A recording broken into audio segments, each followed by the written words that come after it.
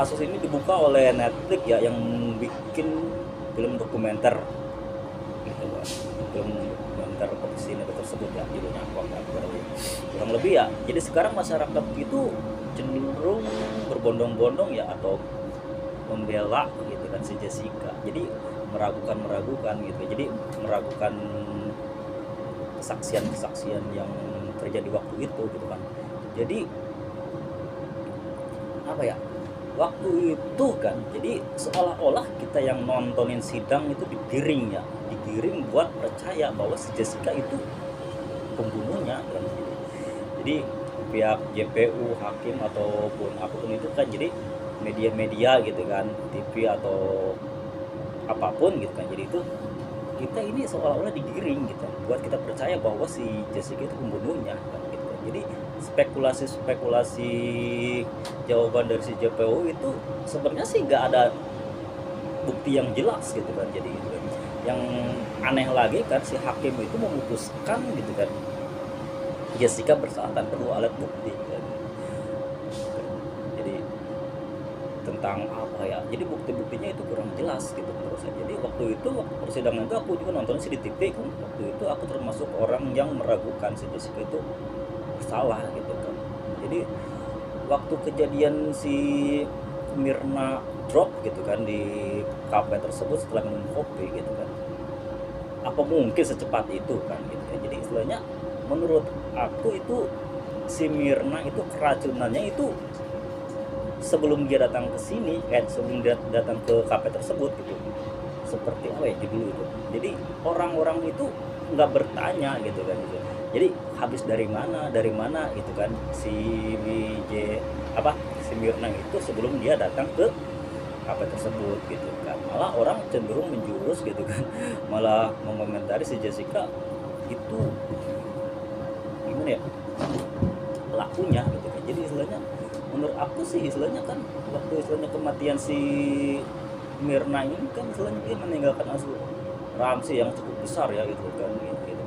Kurang lebih 68 miliar atau berapapun itu ya, kurang tahu juga sih. Jadi istilahnya kan yang diuntungkan dari pihak ini kan banyak pihak gitu kan. Jadi aku yakin sih sebenarnya sih yang diuntungkan sih bukan si Jessica gitu kan.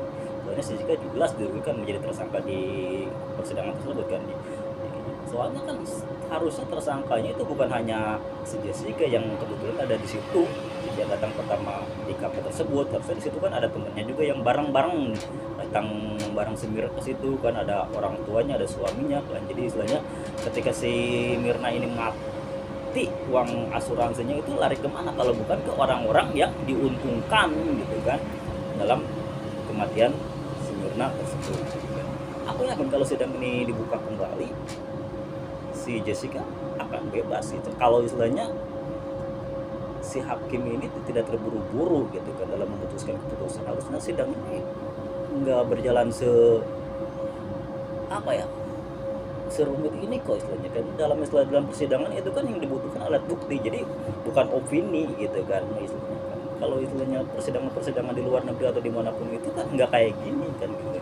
Jadi kalau kita di sini kan di sidang itu kan, kalau nggak ada alat bukti yang jelas, sulit memutuskan gitu, sulit memvonis gitu kan bahwa si Jessica itu bersalah. Harusnya waktu itu kan